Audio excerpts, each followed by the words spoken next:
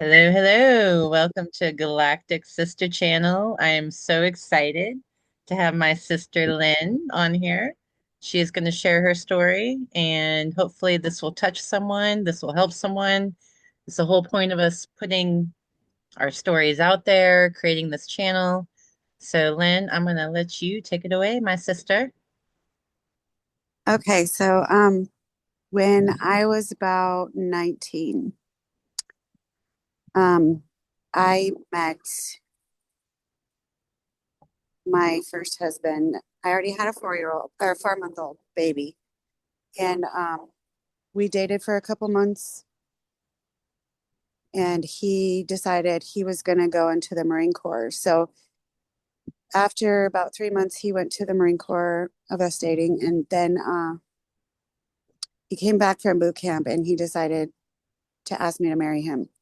So I said yeah because I was trying to get away from my mom anyway. My mom was trying to take away my baby. She kept calling social services on me. So I felt like that was a good way to get away from my mom. So he got stationed in North Carolina. So we went out there, got the U-Haul, we packed all of our stuff, and he drove us out to North Carolina.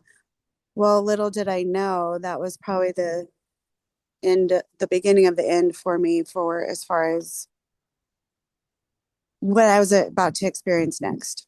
It first started when we went to a grocery store out there, and we were buying food, and I was putting stuff in the grocery cart, and he started putting all the stuff back that I was putting in the cart. And I was like, "What are you doing?" He's like, "Well, we don't need that. We don't need this. We don't need that." I said, "Well, I have my own money. I can pay for it. I don't need you to put my shit back." And you Well, were married at the time? I what? Were you married at the time? Yeah, we married before we moved out there. So like we got married in January and we moved out there right after, like February something. And so you're 19 with a 4-month-old at the grocery store putting things in the cart, and he's taking Yeah. Yeah, he's taking everything out of the cart and putting it back. And I was like, "Well, why are you putting my stuff back? Like I want to buy that." He was like, "Well, we don't need it."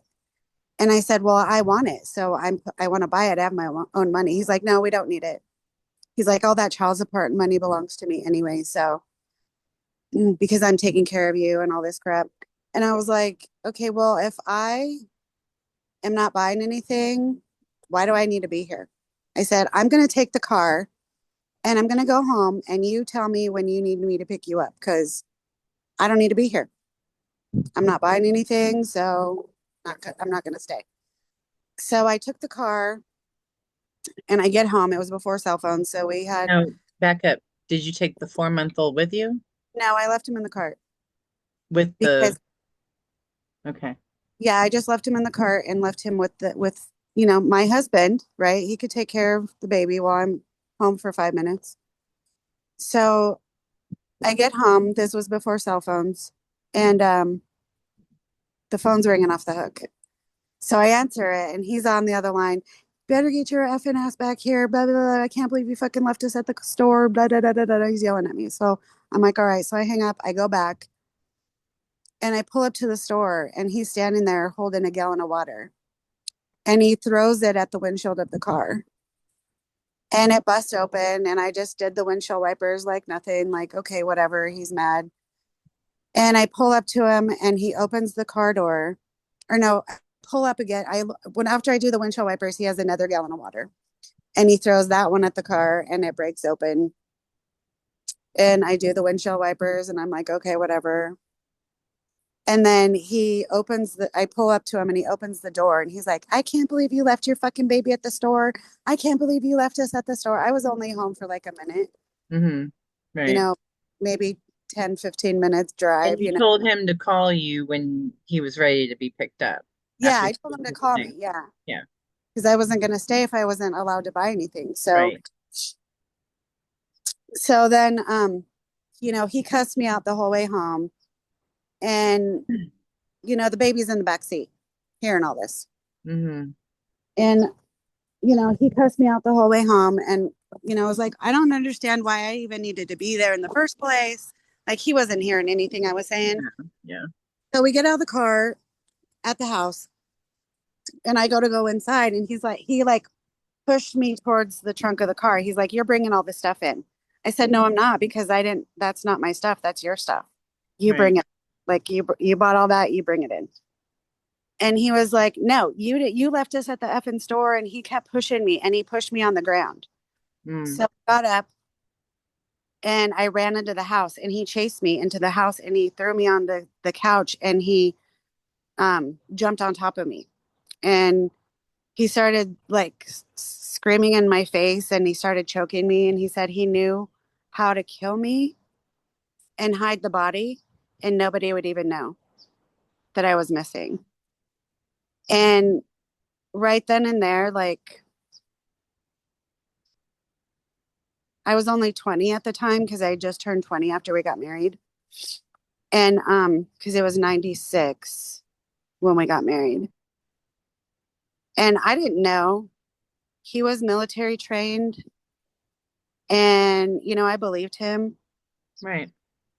I believed him. I believed Why him. why wouldn't you believe him though? He Yeah. was talking about, being a sniper for the military. He wanted to be a Excuse me. sniper. Hmm. So, I believed him. I believed him. They say when somebody tells you, shows you who they are, you should believe him. Well, I did. Right. Right. So, Was so that from the first time that you that, saw the abuse, yeah, that was the first time I saw it from him. like the physical part of it? Was But it psychological leading up to physical, or was it just all of a sudden? no, it was just all of a sudden that triggered him. That Yeah. grocery store thing triggered him. Yeah. Didn't stop there. It continued. And, he punched holes in walls. He got aggressive. He got like, I Was don't this know. after his boot camp? Not to interrupt you. Yeah, but I feel like there were signs before he went in because him and his dad got into fights because they worked together. Hmm.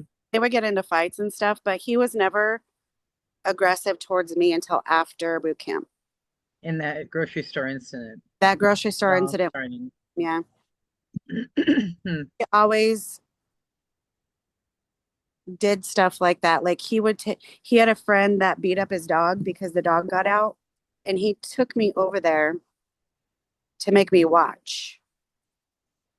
Like if I got out of line, this is what they would do to me and shit. Or like, you know, Intimidating you, constantly yeah, intimidating you, putting yeah, scenarios in your mind. yeah. And like he would gaslight me and he would tell me I wasn't seeing things that I was actually seeing and I knew there, Right. I knew better. And he would, I don't know what they taught him in the Marine Corps, but whatever they taught him, he was definitely using it on me because I would help him study for his tests to get higher ranking. And they would teach them about guerrilla warfare and all these other things. And I feel like he was using a lot of that The stuff on psychological. Yeah. Yeah. that psychological warfare on me. I Yeah. always felt like he was at war with me. Right. Like I felt like it wasn't a partnership. It was like he was always in competition, always trying to be at war with me doing something. Yeah. And, there was a night that we went to his sergeant's house and I got drunk and he was ready to go, but I wasn't ready to leave. So he left me there at his sergeant's house. This was after the grocery store thing. And when I got home, one of the gals from his his squadron had taken me home. Hmm. And when I got home, he was like, "Where the fuck were you? Were you fucking everybody at the party? Were you doing this? Were you doing that? You're just a whore and all this stuff." So I drank tequila that night. And by that point, I just had it. So I just started swinging on him. And I started swinging on him. Mm. And that was the only time in our 10-year marriage that I ever got physical with him. But I had just gotten to a point where I snapped. This was the beginning of your marriage with him. Yeah, yeah. And if I didn't want to, have sex, it was basically implied that I had to. Right. Or, you know, and The abuse just escalated from the yeah, grocery store incident for 10 years. yeah. So we moved back from North Carolina in '99 because his mom died, and he Moved went. back to Colorado. We moved back to Colorado because his mom died, and he went to her funeral, and he even tried. He They suspected that his mom was killed by her boyfriend. They suspected that he injected her with too much heroin. Mm. And he was bragging about that at the funeral. So my first husband decided he was going to kill him at the funeral. So So the he boyfriend was bragging that he killed his mom. your mother-in-law. Yeah, at the funeral he was bragging. At her funeral he was bragging So, to everyone that I mean, to do that in front of your husband, a Marine, hello, yeah, like, yeah. but So he was just asking to get put in the grave. right. So that set him off and he almost killed him at the funeral. And almost killed the boyfriend at the funeral. That's crazy. So then it just kept getting worse and I felt like at this point we moved back. It just kept getting worse. He was, always at, my friends' houses saying, well, I'm just watching a boxing thing at her house, whatever. I'm not stupid. Right, right. He It just got to began the hanging out with females more. it just got to the point where I felt like he always told me that if I ever tried to leave him, he would kill me. Right. So it just got to the point where I didn't feel like there was a way out unless I died. Either he was going to kill me or I was going to die on my own. Now, And did you try like so let's back up a little bit. Were you employed during the 10 years of yeah, this? I had a few jobs here and there, but I could never really keep a job because I was always psychologically, emotionally out of whack that I couldn't actually keep a job for too long because of the emotional abuse that I suffered. Like I couldn't, Did you the try to reach out to coworkers? well, the longest job I ever had was at a community health center while I was dating him or while I was married to him was at a community health center after we moved back from Colorado. I think Mm, I got a job in like 2001. And during that time, like I was not the best person. I right. met people like people that knew me back then, like I was just real angry and I was just a real shitty person just because of the environment I was in at home. And during that time, I felt like the only way out was either he was going to kill me or I was going to die on my own, but I wasn't going to give him the satisfaction of killing me. So I had went out to the bar with my friend Susan. Yeah, we're going to go here. And we were just sitting there and I look up and I seen somebody that I knew from my childhood and his name was Brian. And I looked up and I told Susan, I was like, oh fuck, we need to get out of here. I was like, this guy, I don't want to see him right now. Like, I don't want anything to do with this guy. I said, we need to leave. And she's like, wait, wait, wait, who is that? And I said, well, his name's Brian and I know him from elementary school. And he used to like tease me all the time. And like, he used to like make fun of me. And I just don't want to be here right now. Well, her being her and her being drunk, she was like, no, I want to talk to them. So she's like, don't we know his friend from high school? And I said, yeah. I said, I think his name was, I don't remember what his name, maybe Darren or something. So she went over there and talked to him, his friend, Brian's friend, Darren. And I just sat there and looked at Brian like, yeah, I don't want to be here. Mhm. Well, so I just sat there for a minute and I was like, well, maybe I should just go over there. It's kind of rude. So I went over there and I sat down and I looked at Brian and I was like, you used to tease me in school, you used to make fun of me. It Yeah. was make fun of my boots. And he's like, so what? Boots are cool now. And I was like, well, you used to tease me about this. He's like, so what? It's cool now. And I was just like, whatever. Like, you're not listening. You're not hearing me. So I was like, I just looked at him. I said, I don't have time for this shit. And I got up and I went downstairs at the bar and I just went and danced the rest of the night. because I just was not wanting to be there at all. But she stayed there talking to Darren and Brian all night. So I don't know what they talked about. I don't know what it was, but at the end of the night, I decided, we got to leave. I drove. So at the end of the night, um, I went up there and I was like, Susan, we got to go. She's like, well, I want to go home with them. So we need to leave with them. I was like, no, we're not doing that. Like, I drove. I'm going to take you home. She's like, no, I want you to take me over to wherever they're going. And I said, fine. So we get in the car. We follow Brian and his friend to their apartment or whoever's apartment that was. I don't even know. But, I said, okay, I'm just going to drop you off. She's like, no, you have to go in. And I'm like, no, I really don't. And she's like, no, you have to go in. I was like, no, I'm going to stay in the car. I'm just going to drop you off. But she convinced me to finally go in. So I did. And her and Darren took off somewhere to the room. And I was like, Susan, we have to go. I went in there, flipped the light on the whole 9 yards. She's like, Mhm. no, I'm going to stay. And I'm like, fine. So I'm just in the living room looking at Brian, like, I don't know what the fuck I'm doing here. And I don't know, for some reason, I started freaking out because I'm still married to the Marine. He's ex-Marine at this point because we already moved back to Colorado. I think I was about 27. And I looked at him and I was like, I have to get out of here. I can't be here. And he just looks at me like, he said, I can't be here. If I don't go home right now, he's gonna kill me. Mhm. And he was like, because at the bar, I had told him I was married. And he just looked like at me like, I said, he will kill me. I said, seriously, like if I don't get my ass home right now, you'll see this shit on the news. I'm not even joking. Like, he will fucking kill me. I was so psychologically controlled that I knew at this point I was going to die that night if I didn't go home. So, but Brian just looked at me. He said, Lynn. And I said, no, really, I have to go. I have to leave. I have to leave. And I turned around and I walked out.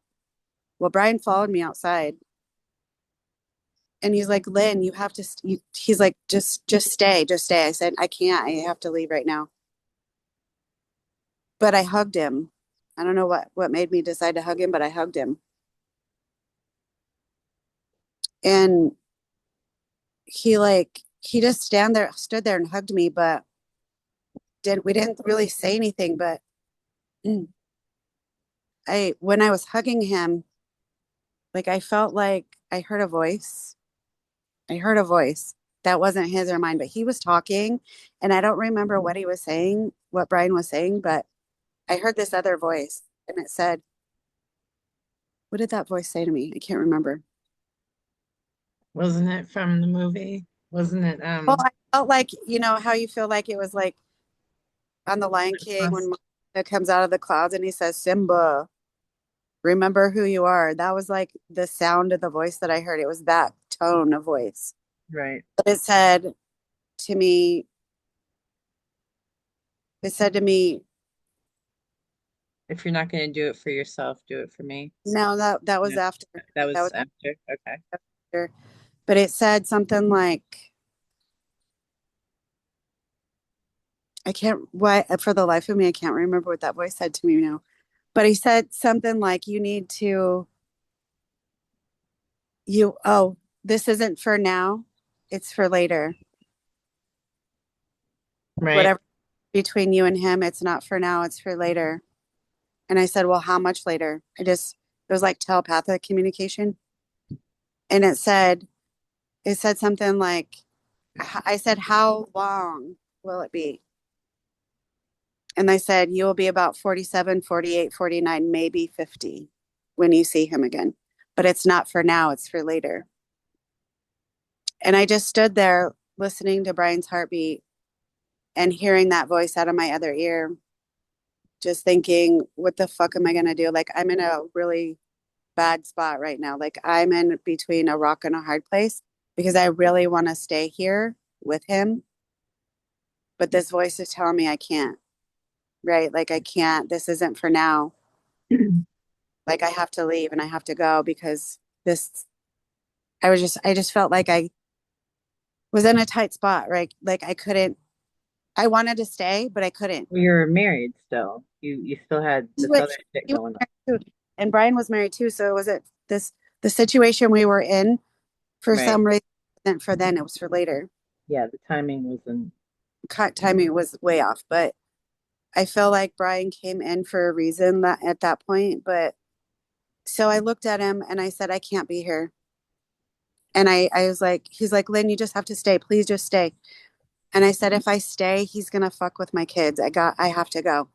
And at right. that point, Brian looked at me and he was just like, I get it. Like he didn't say anything, but he's just like, I get it.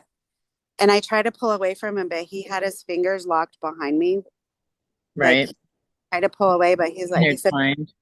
I said, Brian, I have to go. Please just let me go. So he let me out of, the hug thing that we were doing, and I walked back to my car and I was crying and I just looked at my car and I was like, I can't leave right now. And I ran back and I hugged him again. And I said, I'm really sorry, but I have to go.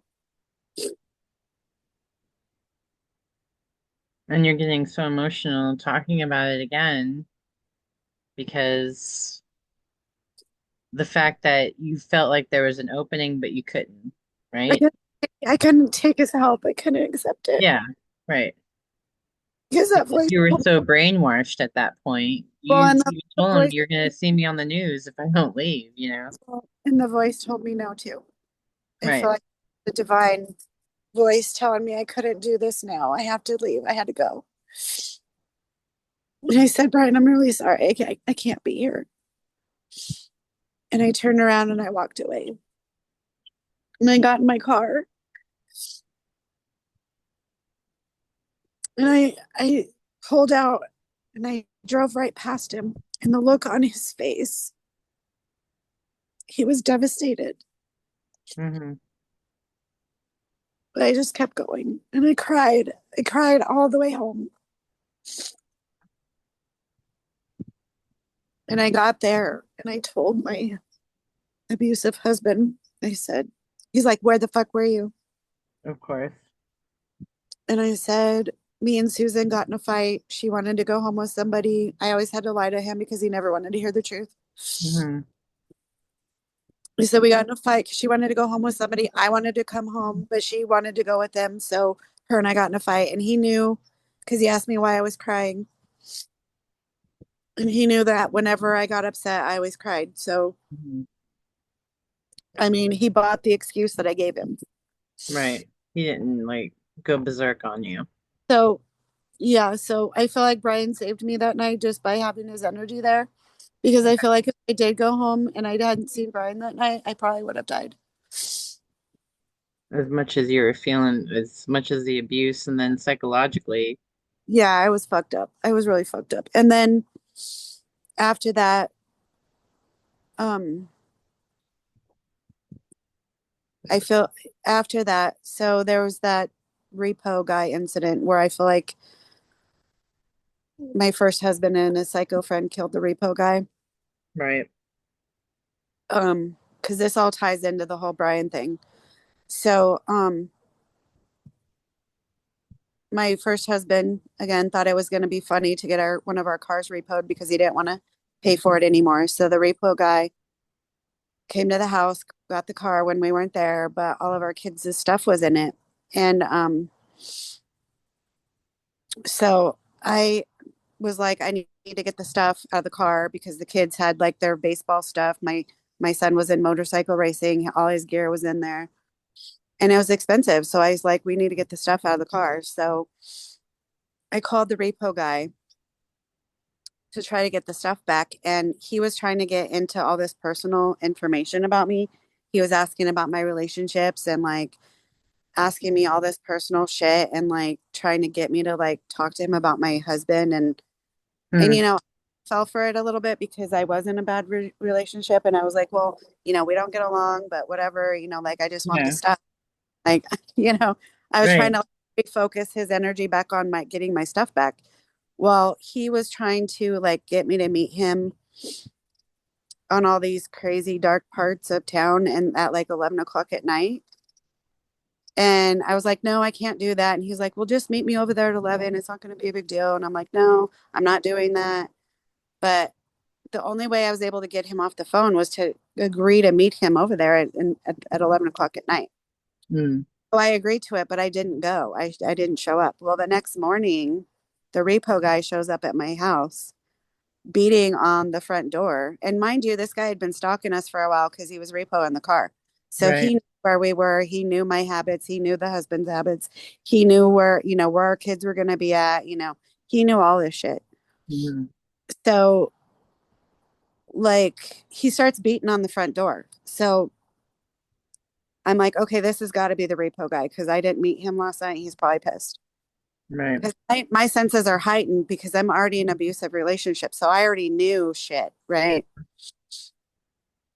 So I call the cops. The cops show up. I'm looking out the front window because I'm like, the front window has, I'm hiding with the kids in the bedroom, but the bedroom has a window that shows out the front. And the front window, I'm looking out there and the cop pulls up, but she doesn't get out. And I thought that was a little strange. And I'm still on the phone with dispatch. And I'm still looking out the car and about 5 minutes at the window. 5 minutes later, another cop car pulls up. And I was like, okay, interesting. Yeah. So that officer gets out of the second cop car and walks over to the first one, and a female gets out and they start talking. And then they walk over to the guy's car, the repo guy's car, and they start talking to him. Well, then I see them putting handcuffs on him, and I was like, "Oh, that's weird." On the repo guy? Yeah, they put the handcuffs on the repo guy. Mm. And I'm still on the phone with dispatch, listening, just talking, they're making sure I'm good. Right, right, So I get a knock on the door, they're ringing the doorbell. They're like, it's the police, please open the door, it's us. We got him in the cop car, we're good. And dispatch is telling me the same thing. They're like, they got him in the back of the police car, go ahead and hang up, you can open the door. So I right. did. So I opened the door and it's the female officer. And she said, she had the repo guy's, excuse me, the repo guy's driver's license. And she hands it to me and she's like, "Do you know who this is?" And I said, "No." But I told her, I said, I was supposed to meet with the repo guy last night, but he tried to get me to meet him on all these crazy parts of town at 11 o'clock at night. I never showed. And Right. now we are with the, dude knocking on the door. Yeah. And that's the crazy part because he told us he repoed your vehicle, but and he was here to um, bring you the stuff from the car. But we searched his car, and none of your stuff was in there. Mm. And I said, yeah, I kind of figured that. Mm. And I said, but I was looking at the driver's license. I said, but I don't know who this is. I don't know him. I don't know. Like Right. when I talked to him on the phone, I didn't get his name or anything.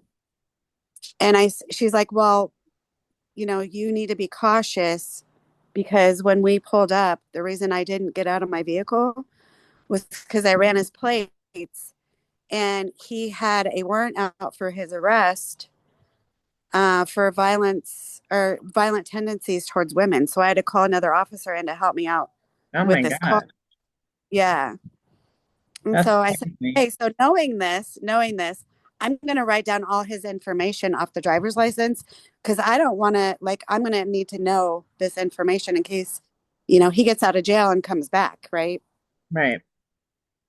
So I wrote down all the information and gave, on a piece of paper and the cops leave. And, so right after they left, I called my first husband. I'm like, okay, this is what happened. The cops showed up. They took him to jail because he had a warrant out. And he's like, oh hell no. So he was at work. So when he got off work, he's like, where's that piece of paper at that you wrote all the information down? I went and got it. I gave it to him. He grabs it from me all crazy, and he calls his friend, his crazy army friend. They're both ex-military. My first husband's ex-marine. This other guy is like ex-army. Hmm. He calls that guy and he's like, hey, blah blah blah. I don't know what they talked about. But he's like, I'm leaving. Me and this ex-military army guy are going somewhere. I was like, okay. Well, they left and they didn't come home all night. Damn. So we're out of minutes. Yeah, I'm trying to upgrade while you're still talking. So, But hold on a minute. so I don't think it's recording anymore if we're out of okay. time. Did it say? I don't know. It just said we're out of minutes. All right, let me just pause. We are resuming. We took a little break, so we're going back to Lynn's story on the repo guy. Okay, so the repo guy. So they take so he takes that piece of paper, he calls the friend and This they is leave. your husband. Yeah, the first husband. They leave. And he doesn't come home till 6 o'clock in the morning. Mm, And when he gets home, when my husband gets home, I asked him, I said, where were you all night? Like, you're right, married. Like, why were you gone all night? right, He's like, I don't need to know anything. You don't need to know anything. I said, where were you? So I was always on a need to know basis, because he was in the military. right. Always on a need to know basis. So he told me, all you need to know is that guy won't be bothering you anymore. Hmm. So I didn't think anything of it really. And then 2 weeks later, I'm watching the news and a guy with the same name as the repo guy, went missing. Interesting. And they were looking for him. They didn't know where he was, what happened to him. But the guy with that same name Wow. lived in the same town, went missing. So my gut feeling was him and his crazy friend killed him or something. I don't know. I still to this day don't know. That was, over 20 years ago. I still don't Right, know. Okay. I don't know if they found him. I don't know what happened right, because those two were military. So the military code is, don't ask, don't tell. You don't tell anybody. Those two had a pact. So I right. don't know. I don't know. That's crazy. But then, so I'm at this point thinking I'm freaked out because yeah, they actually could have killed somebody, right? Him and his crazy friend. Yeah, he's following through with what he's already put into your mind that you're, Right, that he could kill me and nobody would yeah, find the body. And this guy went missing and he hasn't been found, right? So I'm right. thinking, okay, Hmm. all right. So then I'm like, so really the only way out of this is me dying. Well, then about a week later, after I see the guy went missing on the news, I heard that at this bar in town, in Colorado, somebody had been shot and killed at that bar. So I'm like, oh, great. That's a perfect opportunity for me to go out my own way because I'm not going to give this motherfucker the satisfaction of killing me. I was like, Right. if the only way out for me To is kill death, yourself. at this point, I'm like, death is better than what I'm dealing with. Like, I could not deal with it. My mom had just died. Like, my mom died in 2000. And I think this was like 2001 or 2002. And I was having a hard time with my mom dying. I was alone. Like, I was isolated. I was being manipulated physically, emotionally, 9/11 hit physically. I was MK Ultra for sure. and 9/11 hit too in our 9/11 world. hit, like All kinds of crazy all shit. the crazy shit happened. And my mom was gone. She was my emotional support rock. Like, for the most part, even though her and I had our differences, like I still called her because I knew she was in an abusive relationship with my dad. And like, so I would call her from time to time to see like what her advice would be, and she wasn't there anymore. So I had absolutely nobody. Right. So I was feeling like the only way out of this was probably me dying. And so, and that was better. That was a better situation that I was in because I just didn't figure, there was no way out. I had left, the way out that I had felt like what Brian was. And you know, he had been calling Susan for 6 months after I saw him at the bar. asking if I had finally got out. Like he really did try to figure out how to get me out of that. Made some effort and tried to find out after. Like, and I just felt like, I felt I couldn't accept his help for when that voice told me no. Right. And I didn't want to drag him into it. Because, at this point, my husband was crazy. I felt like he was psychotic and he may have killed somebody. Yeah. Right. So, okay. So back to so I decided, since this person got shot and killed at this bar, hey, guess what? That's a crazy part of town. Maybe I can get shot and killed too. And I won't let him, give him the satisfaction of killing me. Right. It was crazy because somehow Susan knew. She called me before I went out to this bar and she was like, "Where are you going to be at?" And I told her. And I was going out with a different friend that night and she happened to be like a spy. She was probably one of the ones sleeping with my husband or something. I don't know. She Right. happened to be a spy for him. So I told her I was going out. I told Susan I was going out to this bar. And as soon as I showed up to this bar, Brian pulls up. Mm. Like, oh, fuck, what is he doing here? So I go into the bar, I sit down, and next thing I know, here comes Brian. And I'm like, the fuck? So I look at him. He's like, Lynn, you need to come outside with me right now. And I said, I'm not going anywhere. He grabbed my hand and he tried to pull me to go with him. And I ripped my hand out from his and I'm like, I'm not going anywhere with you. He's like, Lynn, please just go outside with me. And I was like, I'm not going anywhere with you. I said, what are you even doing here? He's like, Lynn, please come outside with me. I said, I can't. Well, I said, I got sent out with the spies tonight. And he's like, well, just meet me outside then. My truck's outside. Just meet me outside. And I said, what are you even doing here? I said, don't you have somebody at home that you need to be more concerned about than me? Like, don't you have like a wife and a family and shit? And he's like, Lynn, please just go outside to the truck. And I told him, I said, why? I said, why are you even here? You don't care about me. You never have, and you never will. That made him very upset.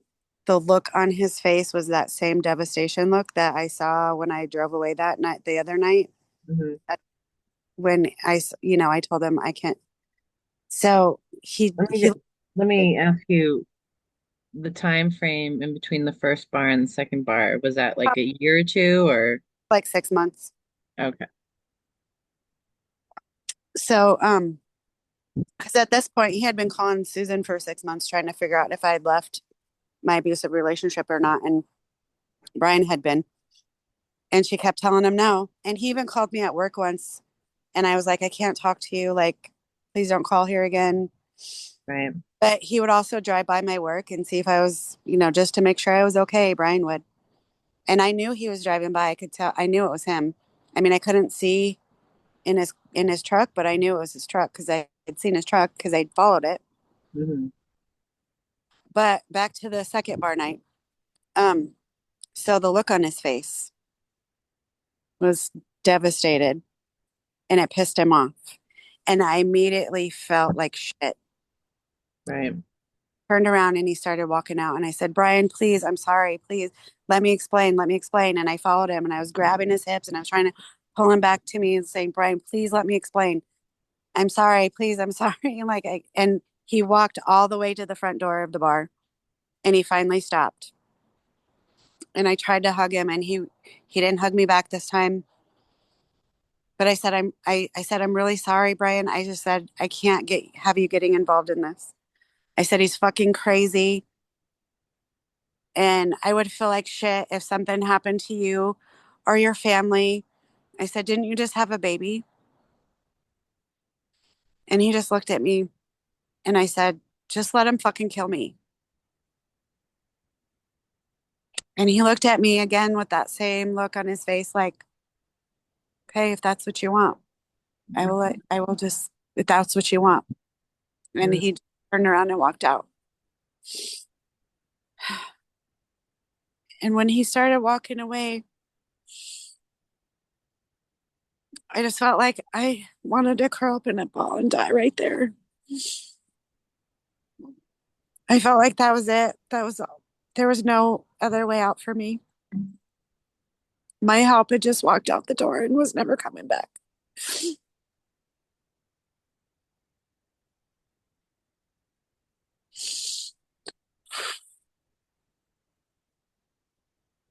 I watched him walk all the way to his truck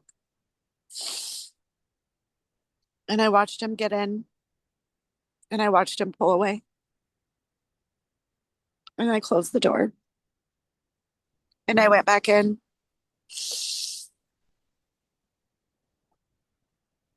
and I wanted to sit down on the floor and crawl into a ball and just die right there.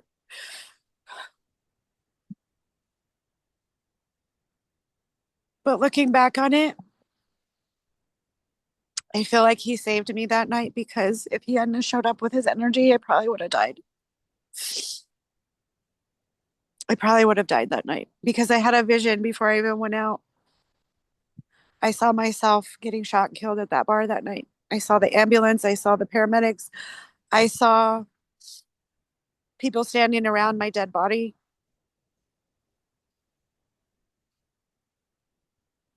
I feel like I would have died that night if Brian hadn't showed up. And he just randomly, like, do you think Susan told him you guys were going there? I think he called Susan and asked him where I was going to be. I think he knew That I you was. were, He just knew shit telepathically. I don't know how. I knew. I mean, I do know how, but I feel like he just knew shit. I think he knew I was going out that night, right, and he asked Susan to call me. I don't know what he was planning. I don't know what he wanted me to go to the truck for. My feeling was he figured out a way for me to get out. But that voice told me I couldn't accept his help. right. Whatever he tried, this is what the voice told me. I remember now. Whatever he tries to do for you, you have to say no. That's Yeah. what that told me. Whatever he does for you, you have to say no. And just thought to myself, he hasn't even tried to do anything for me yet. I had to say no to everything he tried to do for me, and I didn't want to. But after that, after I watched him leave, I was like, there goes my help. I'm not going to get out of this alive. I'm just not. So I go home, a couple months pass, maybe about a month passes, and I'm thinking, there's no way out for me. I'm just done. Maybe I'll just check out myself. I don't know how I'm going to get out of this.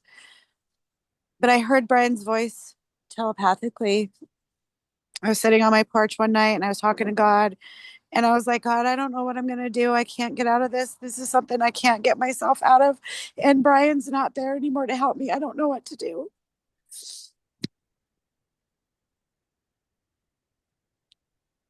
And I heard Brian's voice telepathically, and it said to me, Lynn, you need to get yourself out of this. He's like, I don't know how you're going to do it, but you need to do it. He said, I don't want to, I don't want to, I just want to die. And he said to me, he's like, if you're not going to do it for you, do it for me. He's like, I went through all of that shit. I tried to help you for 6 months. He's like, don't let all that shit go to waste. He's like, if you're not going to do it for you, do it for me. So I did. That's how I got out. That's what I did. And God started giving me a plan to get out.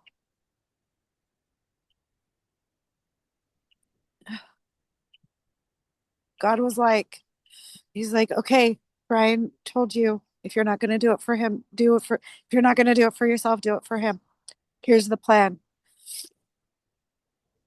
God said, you're going to separate all of your bills from your husband's bills. You're going to give him half of the bills. He's going to pay half. You're going to pay the other half. You're going to go down to your bank and you're going to take your half of the money out. You're going to open your own bank account. You're going to save $5,000. And once you save that $5,000, you're going to give it to the church. And um, this is the plan you have. you're going to save your child support money. You're going to save 10% of your income. This is how you're getting out. This is how you're getting out. And I said, okay, I will do it. So I did. For a year and a half, I saved money. I saved my child support checks that I was getting for my firstborn, and I saved 10% of my income with I didn't hear from Brian, nothing. I saved all of that shit. And in a year and a half, not only did I save that $5,000, I saved 11,000. Nice. And there was a gal at work that her husband had left her with 4 or 5 kids, and she didn't have any money. She didn't have a car. She didn't have anything. And God was like, I need you to give her $1,000. So I gave her $1,000 out of that 11,000 I saved. And after I gave her that money, God was like, okay, it's time. You need to start planning on how you're getting out. Right. So he's like, you need to look for an apartment. You need to pay your car off. You need to, go ahead and give that $5,000 to the church. And I said, okay.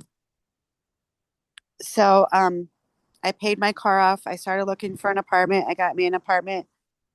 That was a third story apartment because I knew if I didn't do that, my husband, once I left him, would be trying to break in the house and trying to do all kinds of crazy shit.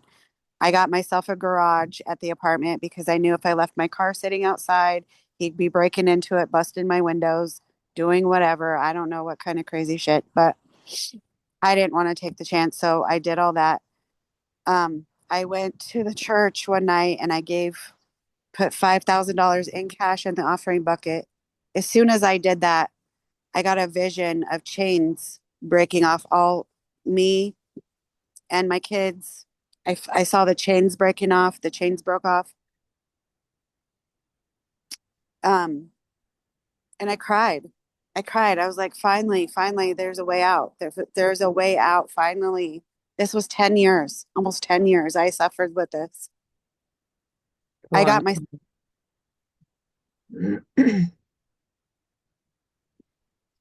Go ahead. 10 years. So I'm sitting there, in my mind's eye, watching these chains break off of my family. And I'm like, okay, God, I can feel it now. I can feel this is finally happening. So I go home. I'm like, okay, sorry, I dropped you. I'm like, okay, God, I gotta go in. My battery's dying. I said, okay, God, um, I don't know how you're gonna do this, but I know if you don't help me get out, my body's gonna end up in a ditch somewhere out in the middle of nowhere because that's how crazy he is. And so my apartment, getting ready to move in my apartment soon. It was like a week before I was ready to move in. And he I was like, okay, God, I don't know how you're doing this, but I know you're gonna do it. And I just trusted God and I said, I don't know how you're gonna do it. I just know you will. And about 3 days later, after I said that, I was taking a shower. My husband comes into the bathroom and he was like, Lynn, I think we need to get divorced. And I said, really? Me too. He's like, no, really, I feel like we need to get a divorce. I said, no, really, me too. I said, I was already planning on leaving because you've been gone for 2 weeks and you weren't coming home anyway. So I planned on leaving you. And so he was like, no, I'm serious. I said, me too. So we ended up being able to like civilly work it out, which I didn't think was going to be possible. But God had worked it out that we could civilly kind of work things out. Well, the day I tried to move out, he got a little crazy on me again. And I went to go move my stuff out. And I went to the house and the doors were locked and he changed the locks. So I couldn't get in the house. So I busted a window, but the glass on the window was jagged. So I couldn't get in. I wasn't going to cut myself trying to get in the house. Um, so I was like, I don't know what I'm going to do because I can't get my stuff. And the only thought that came to me was I needed to go pull the kids out of school. So the only way to hurt him was to try to, the only way to like get what I wanted or get what I needed from him was to fuck with his daughter a little bit. You know, not on purpose, but like make him think that I wasn't going to let him see her again. Was the Hmm. only way I was going to able to, because that's how he dealt with me. He manipulated me into doing things. So I had to do the same thing to get the shit that I wanted. Right. So I I was like, okay, if he's not going to let me in the house, I went and pulled the kids out of school. I took them to a safe place. I went to my work and I called him and I said, you locked me out of the house? Okay, well, I took the kids out of school and they're in a safe place. And if you don't give me my stuff back, I will take off with the kids and you will never see them again. And I had known from previous him telling me that his mom, when his mom left his dad, his mom took his sisters and left for a while and they didn't know where they were. So I knew that would hurt him a little bit, you Hmm. know, just so I could get my way. That's how I had to get shit in that marriage is Right. do shit like that. So Use his own shit on him. yeah, I had to use his own shit against him. So um I sat there for an hour and a half fighting with him before he finally agreed to let me in the house. So I called I called my friend Lindsay. I had her meet me out there. She was like, "Well, I don't get off work till 5, so I could probably be out there by 5:30 or 6." So I was like, "Fuck, that's not gonna do. That's not gonna be. That's gonna leave me wide open for like an hour. There's no way." So I called my dad. I was like, "Dad, I need you to meet me out there. I'm trying to leave him." And he's like, "All right." So my dad just, my dad said he would meet me out there too. So I drove out to the house. I thought my dad was coming right away. But when I got there, as soon as I got there, my husband showed up. Mm. And it was just me and him for like 30 minutes. And he was acting all crazy, like he was going to do something to me. I felt like he was going to rape me or do something. I don't know. Something was going to Were you happen. But both in the house together for now 30 we were minutes? in the house together, but he was acting seriously off. Like he was going to kill me, rape me, do something. Right. But I don't know, but I was just like, I can't be here alone with him. And I was like trying to call people like, Dad, where are you? Like, I don't know. Like, I just kept praying, like, God, please protect me. Please help me. Please help me. And next thing I know, my dad shows up before, like, he started getting real crazy. Like, I felt like his whole shit was off. And like, as soon as his shit got super off, my dad pulled up. And then his demeanor completely changed. So Mm. we were able to get like one truckload of my dad's truck, my husband's truck, Lindsay's car, and my car full of my stuff out. And that was it. Everything else had to stay. All my shit that I had, I don't even know where that is. And to this day, I don't even know where that stuff is. But I barely got out of that alive. Mm. I barely got out. I was in that for 10 years and I barely got out of that relationship with my life.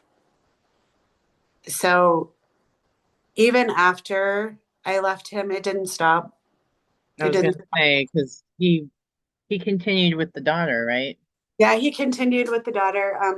He even called me and tried to taunt me because the reason he was gone for 2 weeks is he was seeing some girl that worked at a gas station. He ended up doing the same thing to her. Um, but it didn't, it just kept continuing. He kept, for 6 months after I left him, I was so psychologically fucked up. For 6 months after I left him, I was still looking in my rearview mirror when I would go places because I felt like I was being followed.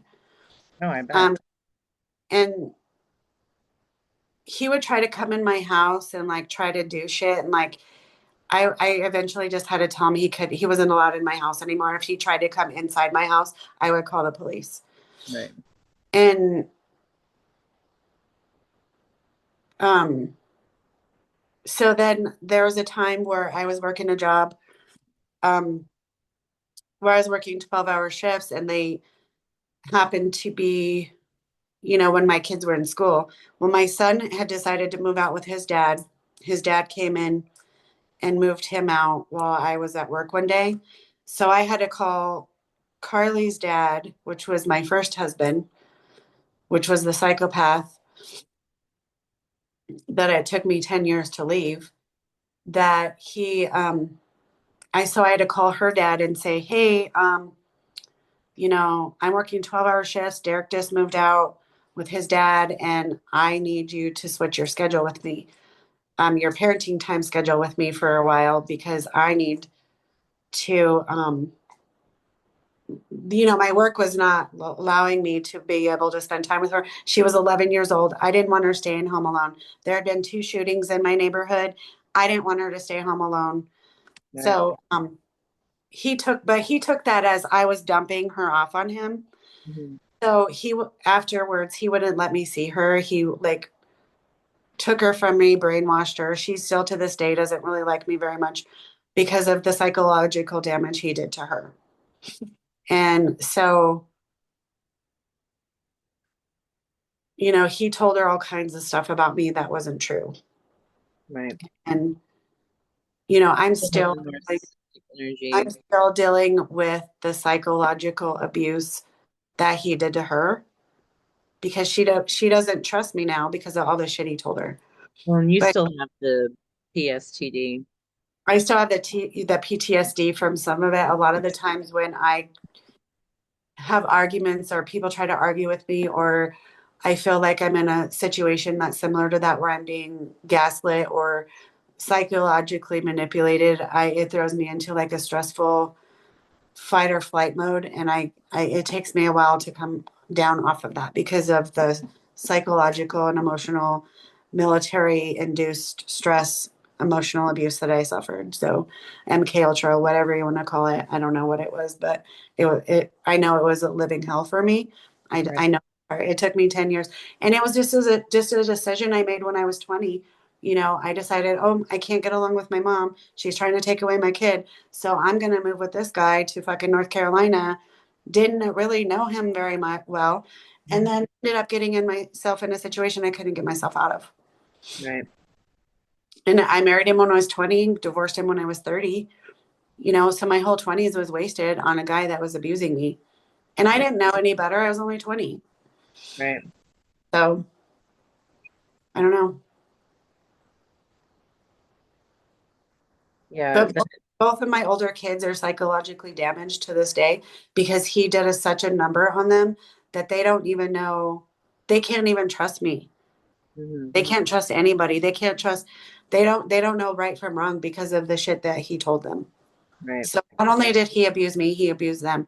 And my son even remembers when he was little that my first husband would get in his face and spit on him and scream at him and like, do stupid shit. And like my daughter just feels like we're making it all up. Yeah. You know, I don't even know what to do at this point with them because the only way that they're going to see it is the way that I saw it. God's going to have to show it to them and they're going to have to see it for themselves because I can't try to tell them anymore because they try to just blame me for everything. So I don't know. I don't know what the answer is. Yeah. They just disregard because they've been so brainwashed. Well, the programming, Right. They've been programmed. we've all been programmed, just one degree or another, you know. And Yeah. when it comes to your own damn children, I mean, that's Yeah. some that's some fucked up shit. Yeah. And I do love my kids and I do wish them well, but I'm not going to, if they don't want to heal themselves, I can't allow them into my energy because they're dragging that same unhealed narcissistic energy into my energy from the first relationship. And I've already saved myself from that. You Right. know, I can't go back and relive all that again with them. I can't do it. For my own well being, I can't go back and relive all of the abuse that I suffered because Right. they're not trying to hear my side. You No, know, they're no. not trying to hear my side. They're not trying to be sympathetic towards me. And I'm not going to have a conversation with people that aren't trying to hear the truth and hear what I have to offer. If they don't see my value, there's nothing I can do for them. They need to see that shit for themselves. Right. So I mean, I want them to be healed and I want them to see the truth, but I can't see it for them. Hmm. So I don't know what the answer is. I pray for Yeah. them. I pray for them. I ask God to heal them. But at the end of the day, I got to look out for me. Yeah, you have to protect yourself and family, foe, or friend. That's how I feel. You know, Yeah. it sucks when they become adult children. They don't really, they they can't really truly hear the words coming out of your mouth. But I'm going to be 50 in a couple months. And the part that sucks is a decision that I made in my 20s is still affected me 30 years later because it affects my kids and Hmm. that affects me because we can't have a decent relationship now because they're so psychologically damaged from the shit they went through Right. because of a decision that I made when I was 20. And just think of all the other families and children out there that are in that same category with your son and your daughter being Yeah. brainwashed by one of the parents, whether it be the male or the female, it doesn't really matter at this point Yeah. because all the unhealed people out there hurt people. Right. So it sucks. I hate that. And the emotional part for me was, obviously the shit it did to the kids because I didn't have an outlet either, right? So I'm being abused by this man and I didn't have an outlet. So, I took it out on them too. I'm not saying I'm perfect. I took it out on them too because I didn't know how to deal with what I was going through. It was just cycling throughout your entire home. Yeah, it was. And I didn't have an And outlet and they he was suffered. the ringleader. Yeah, he was the ringleader, Yeah. and I had a way out and I wasn't allowed to take it. The military. Yeah, I definitely. had a way out through Brian and I wasn't allowed to take it. Like Brian, that voice came to me and said, whatever he tries to do for you, say no. Right. I don't understand why the universe would offer me a way out and then say I can't take it. Yeah. But it is what it is. Well, and the message too, looking and reflecting on everything you've been through is like for all the 20 something year olds out there who are in abusive relationships or who are being manipulated, or, if you could talk to your 20-year-old self now, what would you offer? What would you give? Yeah. Yeah. And the decisions you make when you're 20, you don't even know what you're doing, really. I mean, you don't even know. You don't know Naive. how You're so naive. You're so fresh. you don't and for me I for me I was so naive. I just wanted to believe everything everyone told me. Everybody was as authentic as I was and like Hmm. I trusted people when I shouldn't have. I trusted the wrong people and it got me into a situation that I'm still dealing with 30 years later, Right. even though he's not in. I haven't talked to the man for a good 20 years, but he still affects me every day because of it, because of my kids. Hmm. I still, And he doesn't care. he don't care. He don't give a shit. He The don't, unhealed people, they don't care. They they don't, don't, it's all about them. I don't know. I don't know what the answer is, but I do know that the decisions you make when you're 20, you need to really be careful because you're setting yourself up your whole life, especially that big of a decision. And the military, what they do is when they get out of boot camp, they pressure them to get married right away because you don't have to stay in the barracks or the dorms. You can get all this money from the military if you have kids and a wife and a family and a husband. And a lot of them fall for it. And that's what I did. Exactly what I did. That's what he did. He asked me to marry him. I didn't love him. I know I didn't love him. I even told people at the wedding, I didn't love him. And I was just, you know, marrying him. Maybe I'll marry him later. I'll fall in love later. You know, I knew I didn't love him, but Right, I was psychologically manipulated that I couldn't leave him. right, I, you know, you make these stupid fucking decisions when you're 20 that affect you the rest of your life. And the military will actually reinforce that shit. Like you need to do this, you need to do that. And there's a lot of even when my first husband was in the military, there was a lot of people in the military that were only married for out of convenience. right. Like they didn't They love were each other. pressured. It was the narrative that the military was pushing onto them. Right, because you know you get extra money from the Right. military if you have a If wife and you family. if you guys get married, you know, you Yeah, can have you can get this all the and money and you don't have to stay in the dorms or the barracks. right. And you know, which is bullshit. I mean, you can get all the extra money, but you shouldn't do it just for that because you're going to get Exactly. yourself in a situation you can't get yourself out of. And And I'm sure they have kickbacks. yeah, The more they get their men to get married or women to get married, well, it's the another money they contract, get. right? You can get Yeah. money from Like the, what? you know, It's we're all corrupt cattles. cabal bullshit. Yeah, all that bullshit. So I don't know. I don't know. That's what happened to me. That's what happened. And, you know, and it was all military induced. Right. Their narrative. It was all military, all government. And I feel like it was a lot of MK Ultra bullshit, a lot of psychological warfare. I always felt like he was at war with me for some reason. And I feel like it was a spiritual war actually because I'm a person of the light and he wasn't. Second husband, same deal, you know. So now,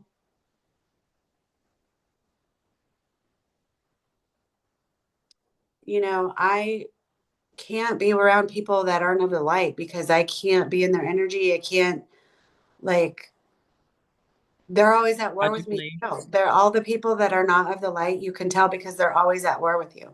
Oh yeah. I didn't know that in my 20s, you know, but I do Right. now. None of us, nobody told us that. Yeah. We didn't get to go to energy school. Like when you go to church, they're like, well, you need to marry this one and that one. And, you know, you need to do this and that. But, you know, people can pretend whatever they want to pretend. You know, they can say they're of God. They can say they're a Christian. They can say whatever the fuck they want. But if they're not really genuinely of the light, they will automatically be at war with you because it's a spiritual battle, right? It's Has not nothing to do with the labels. right. It's like you're dark. I can tell you're dark, but because you're at war with me and you're all your fucking narcissism and your demons are trying to fucking come at me, but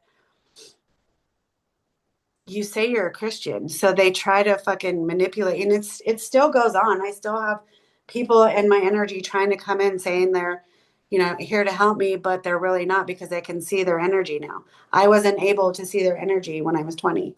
Right. So, but I can see people's energy now and it gets me all out of whack. Right. He's still learning. He's still I'm learning. still learning, but I know that at least I know now what I didn't know then that I can read people's energy. And you know And how to protect yourself now. now I know how to protect myself a little bit just because of that experience. And, you know, even my second husband wasn't of the light when he said he was. Right. And he was always at war with me too. And I was like, well, why is it me? Like you Right. start second guess, is it really me? Is it me? No, it's them because they see the light in us and it irritates their dark shit. So, you know, we come in with our light and like the dark side just can't handle it. I still have people in my personal life, my job, you know, everybody's trying to come at me with their dark shit. But now I'm just like ping, ping, ping, ping, ping, ping, because of the experiences I've had. Make them put on shades, boo. I'm making them putting on shades, boo.